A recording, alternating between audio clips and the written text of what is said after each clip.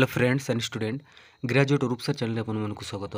तो आज आम ये वीडियो आलोचना करवा +3 5th semester history honours core 11 unit 1 रो 2 मार्क प्रश्न उत्तर आलोचना करवा जोटा कि आपन बहुत इम्पोर्टेंट आउ 100% परीक्षा आसो आपन यही भितर प्रश्न।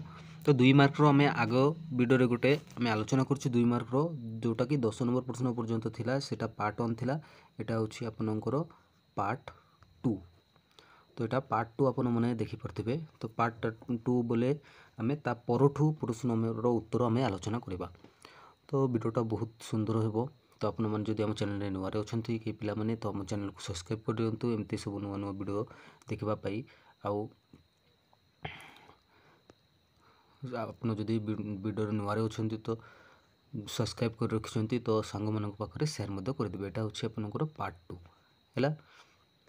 तो चलते आम देखा। देखो ये 11 नंबर प्रश्न ठू आज आम आलोचना करवा। तो 11 नंबर प्रश्न फास्ट देखा आम 11 नंबर प्रश्न रे कौन दिखाई। टर्गट किए से कहीं निज पदवी हराइले। उत्तर शोचनीय आर्थिक परिस्थिति रक्षा पाइबा षोडश लुई 1774 टर्गट को निजर अर्थमंत्री रूपे नियुक्ति कले। से भारसाई राजप्रसाद एवं राजकीय खर्च ह्रास करने पदक्षेप ग्रहण कले एवं समाजर सबु श्रेणीर लोकों उपरे कर धार्य करने सम्राट को उपदेश देले। किंतु सामग्री मेरी एंथोइनेते हस्तक्षेप फल षोडश लुई टर्गट कार्यरू अंतर करने को बाध्य हेले। 12 नंबर प्रश्न आम देखा।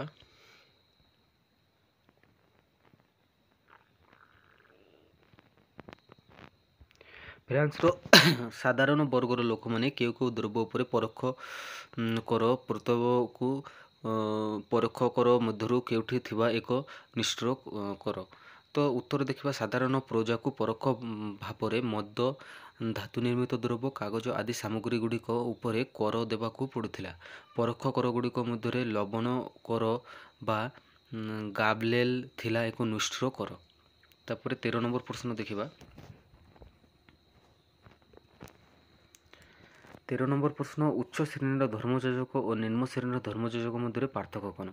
उत्तर पुरातन अमल रे फ्रांस रे अर्थनैतिक स्थिति को भित्ति करी धर्मयाजकों मध्य दुईटी श्रेणी सृष्टि होता यथा उच्च धर्मयाजक और निम्न धर्मयाजक। उच्च धर्मयाजक गोष्ठी गुरुत्वपूर्ण पदवी अधिष्ठित होई प्रचुर अर्थ मालिक होइथिबा स्थले निम्न श्रेणीर धर्मयाजक सेथिरु वंचित होई मठ और गिर्जारे रही तांकर सीमित आय मध्य एक दयनीय जीवन यापन करथिले।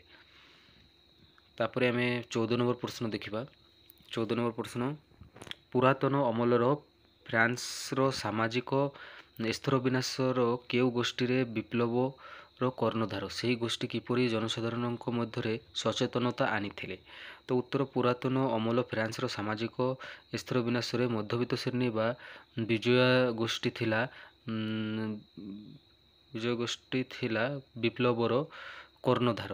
प्रचलित सामाजिक वैष्णव और शासनगत अन्याय विरुद्धरू मध्यवित्त माने ही प्रतिवादर स्वर उठाई जनसाधारण मध्य सचेतनता आनी। 15 नंबर प्रश्न 15 नंबर प्रश्न में देखा। फरासी विप्लवर अव्यवहित पूर्वर फ्रांस रे ख्रीष्ट धर्मर केउ शाखा को प्राधान्य दि जाउथिला एहा विरोध रे किपरि प्रतिक्रिया प्रकाश पाइथिला। तो उत्तर फरासी विप्लवर अव्यवहित पूर्वर फ्रांस रे कैथोलिक धर्म को प्राधान्य दि जाउथिला। कैथोलिक परिचालित गिर्जारे चली आसुथिबा अन्यान्य और दुर्नीति विरोध रे जनसाधारण प्रतिक्रिया प्रकाश करथिले। तापर 16 नंबर प्रश्न मनुष्य मुक्त अवस्था जन्मलाभ करे मात्र सर्वत्र श्रृंखला द्वारा बंदी होई रहे यह किए एवं केउ पुस्तक रे उल्लेख करछन्ति। तो देखंतु तार उत्तर एपटे अछि।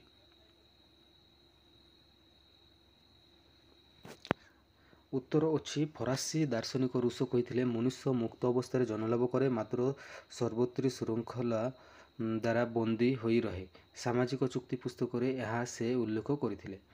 17 नंबर प्रश्न लेटर्स इन इंग्लिश पुस्तकर लेखक किए एथिरे काहाकू समालोचना करा जायथिला।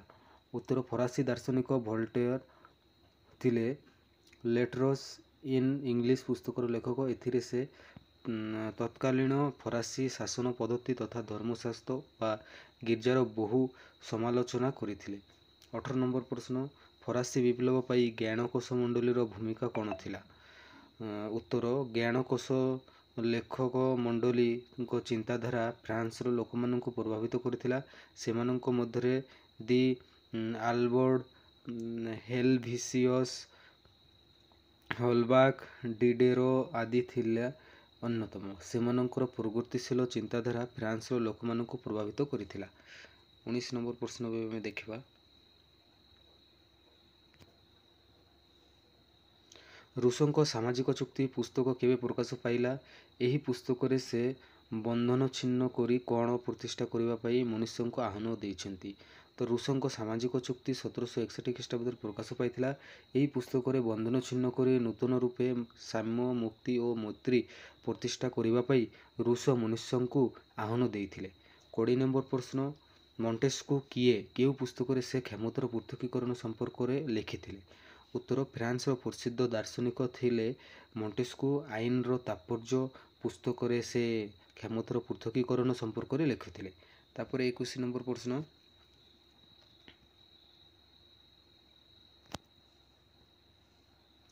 भोल्टेयरଙ୍କ दर्शनर महत्व कौन थिला? उत्तर भोल्टेयर आधुनिकता सहनशीलता अन्यर मत प्रति सम्मान विवेकोचित कार्य और प्रगासम्मत मनोभाव उपर गुरुत्व देइथिले। से चाहिथिले जे ईश्वर बा राजा विश्वास बा प्रथा सबु मूल्य रे जुक्तिसिद्ध अर्थ रहिबा उचित। प्रकारांतरे जुक्तिहीन धर्मविश्वास और अर्थहीन राजकीय रीतिनीतिर समालोचना करी से गिर्जार प्राधान्य और राजतंत्रर स्वेच्छाचार सपक्षरे मत सृष्टि करथिले। 22 नंबर प्रश्न कला और विज्ञान उपरे आलोचना। एही प्रबंध किए रचना करथिले? सेही प्रबंधर आह्वान कौन थिला? उत्तर रूसंकर प्रथम प्रसिद्ध प्रबंधर नाम थिला कला और विज्ञान उपरे आलोचना। 1749 रे लिखित एही प्रबंध आह्वान थिला प्रकृति को फेरी जाओ।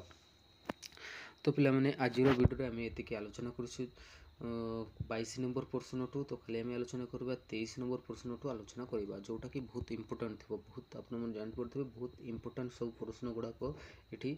तो वीडियो जब भल लगी आपड़ जब आरंभ शेष देखी तो वीडियो को प्लीज सब्सक्राइब करदे तापर सांग मान पाखे सेयार करदे सेयार करने भूलिए ना।